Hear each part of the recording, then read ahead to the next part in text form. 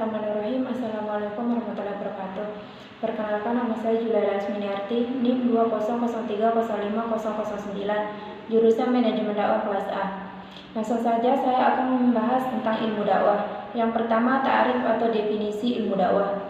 Ta'rif atau definisi ilmu dakwah ini belum banyak dirumuskan dalam berbagai literatur yang membahas tentang dakwah. Definisi yang banyak dijumpai adalah definisi dakwah dan bukannya definisi ilmu dakwah. Atau dengan kata lain, definisi yang banyak itu adalah definisi dakwah sebagai suatu aktivitas keagamaan dan bukannya definisi dakwah sebagai suatu ilmu pengetahuan. Pada tahun 1978, para sarjana dari Fakultas Dakwah Jawa, yaitu Fakultas Dakwah Surabaya, Semarang, Yogyakarta, dan Bandung, mengadakan pertemuan untuk membicarakan eksistensi dan pengembangan ilmu dakwah. Rumusan ta'rif ilmu dakwah yang muncul pada pertemuan itu adalah: yang pertama, ilmu dakwah adalah ilmu yang mempelajari proses penyampaian ajaran Islam kepada umat. Yang kedua, ilmu dakwah adalah ilmu pengetahuan yang mempelajari hubungan antara unsur-unsur dakwah.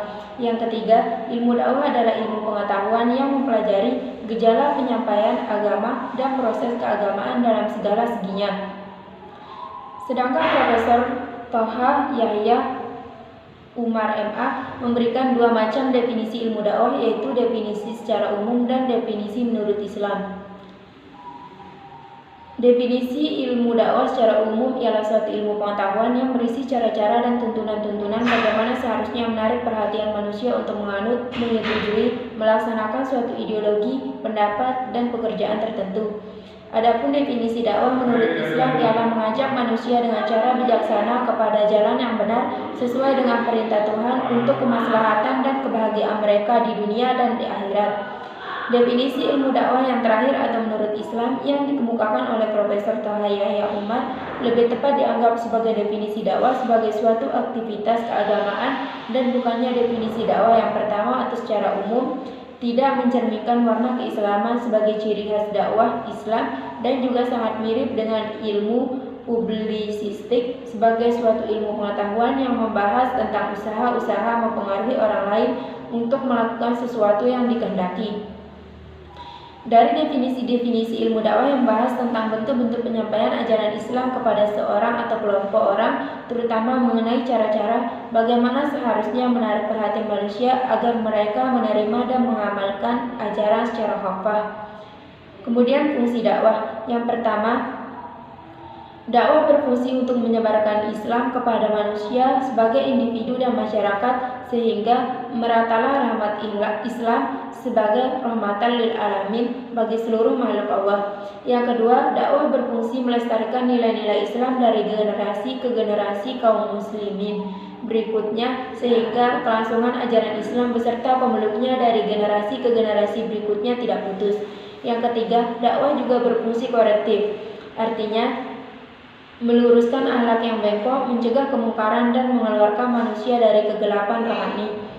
Tujuan dakwah. Dakwah bertujuan untuk merubah sikap mental dan tingkah laku manusia yang kurang baik menjadi lebih baik atau meningkatkan kualitas iman dan Islam seorang secara sadar dan timbul dari kemauannya sendiri tanpa merasa terpaksa apa dan siapapun. Dakwah juga bertujuan menjadikan manusia yang dapat menciptakan hablum minallah dan hablum minannas yang sempurna, yaitu: 1. Menyempurnakan hubungan manusia dengan Khaliknya. Yang kedua, menyempurnakan hubungan manusia dengan sesamanya. Yang ketiga, mengadakan keseimbangan atau tawazun antara kedua itu dan mengaktifkan kedua-duanya sejalan dan berjalan. Unsur-unsur dakwah. Yang dimaksud unsur-unsur dakwah adalah komponen-komponen yang selalu ada dalam setiap kegiatan dakwah. Unsur-unsur itu adalah: yang pertama, dai atau subjek dakwah.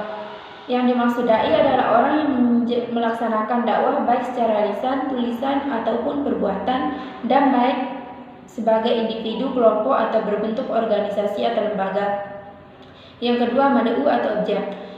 Unsur dakwah yang kedua yaitu mad'u, yaitu manusia menjadi saran dakwah atau manusia penerima dakwah, baik individu maupun kelompok, baik manusia yang beragama Islam atau dengan kata lain, manusia secara keseluruhan.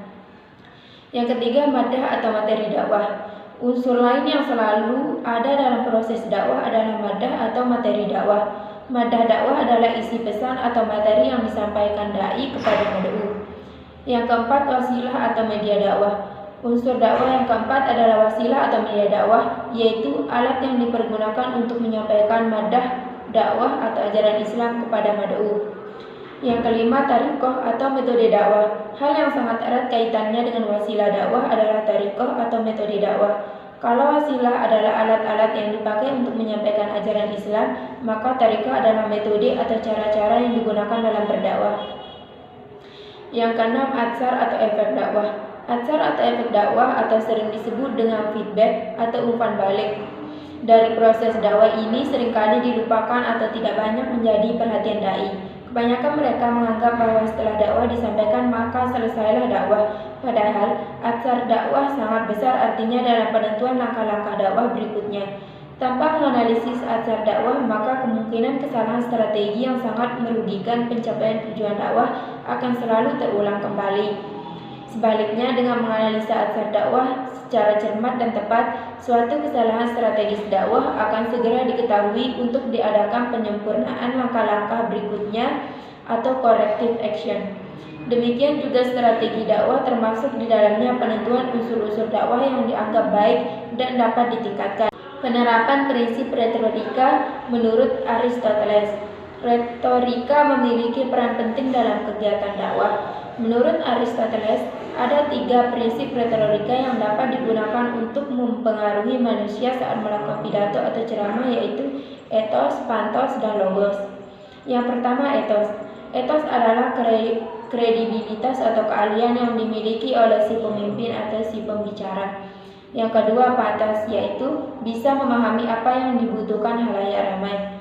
Dan yang terakhir, logos, yaitu sang pemimpin mempengaruhi orang lain dengan menyampaikan sesuatu yang masuk akal, bukan dengan membuat atau berhayal akan sesuatu yang sulit tercapai atau terwujud, atau bahkan membangun narasi pesimistis. Mungkin hanya ini yang dapat saya sampaikan, kurang lebihnya saya mohon maaf. Sekian, wassalamualaikum warahmatullahi wabarakatuh.